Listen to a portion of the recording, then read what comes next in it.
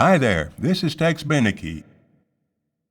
The high point in my career, which I was not aware of at the time, was having the opportunity to join the Glenn Miller Band. I didn't know who Glenn was when he made me an offer. He was just getting started. And he called me, and the voice on the other end says, "Is this Gordon?" I said, "Yes." He said, "My name is Glenn Miller, and I'm getting ready to start a band here." And Gene Krupa says he heard you and likes your playing very much, and says he thinks that I would like it. And I said, "What's the salary, Glenn?" He said, $50 a week, $50 a man. Everybody gets the same salary. And which wasn't bad money in those days, you know. That was pretty darn good. So I thought for a second, and I said, "Well, I'll tell you what I'll do, Glenn." Why I said this, I don't know. I said, "I'll come with you for $52.50. I wanted to make $2.50 more than anybody else in the band. And then there was silence on his end. Well, he came back with a couple of dirty names for me, which I can't repeat now. And he says, "I'll give it to you." And all the time I was with him, we still had laughs about how I got started with him. But Glenn was great for me. He was a very strict taskmaster. But we were all happy with the band, all the boys. We enjoyed playing with Glenn. And the longer we went on, the more we found out how much the public was digging it, and how the records were going. And it was a beautiful sounding band. Glenn Miller had a sound. It was created primarily by his saxophone section, which used the clarinet, one of the clarinets, as playing the melody, the high melody, and one of the tenors, first tenor, doubling that same melody an octave lower, with the other three saxes filling the harmonies, which gave it a very distinctive sound. Plus the boo-wah, the plunger style brass, boo-wah, boo-wah, Tuxedo Junction style, things like that.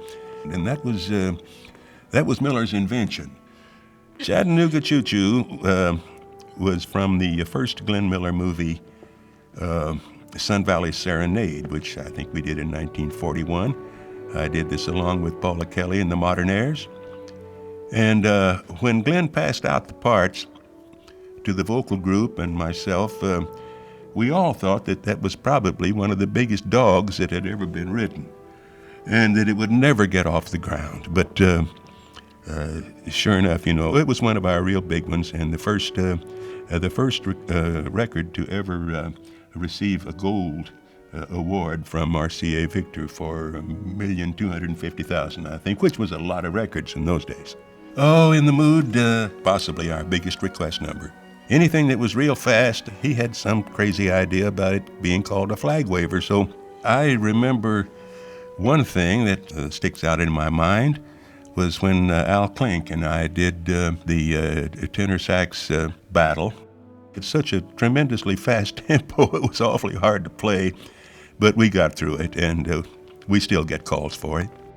Pennsylvania 65000 was written by Jerry Gray, who was one of Glenn's chief arrangers, and he did it just for laughs, and we played it a couple of weeks without a title, and every night people would say, "What's the name of that?" And we like it. But eventually Glenn got on the bandstand one evening and said, "Guys, I think I have a title for that Jerry Gray tune that everybody likes and that we get a kick out of playing."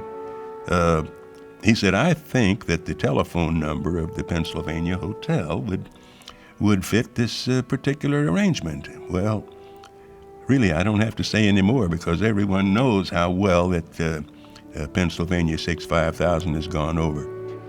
Every once in a while, there will be some lady come up to the stand and say, "Tex, I was the original girl in Kalamazoo." There was a lady came up to me one night during a break and said, "Tex, I want to thank you." And I said, "For what?" She said, "For helping my kids learn the alphabet." And she was raising her little kids to the beginning of A, B, C, D, E, F, G, H, I gotta get. It's always fun, though, to hear people's comments about different things that we play. I have people ask me all the time, what is my favorite song? I've never had a favorite song. I just know what the band plays well. If they play the arrangement well, then I like it. When we were playing the Paramount Theater, right after I got the band back together again in New York, there was a little usher that came back running backstage after each show. Tex, let me sing. Just let me get out there and sing a song for you. I said, can't you see how many vocalists I've got up there? I had a vocal quartet. I had an extra girl singer, an extra boy singer. Plus, I did some songs, and one of my trumpet players did some singing.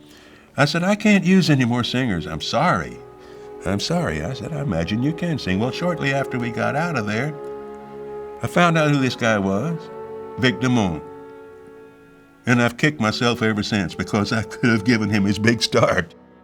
Kids, for many years, considered their moms and pops big squares, you know, so far as the music they were listening to, their old 78s with all of their favorite tunes of the big band era.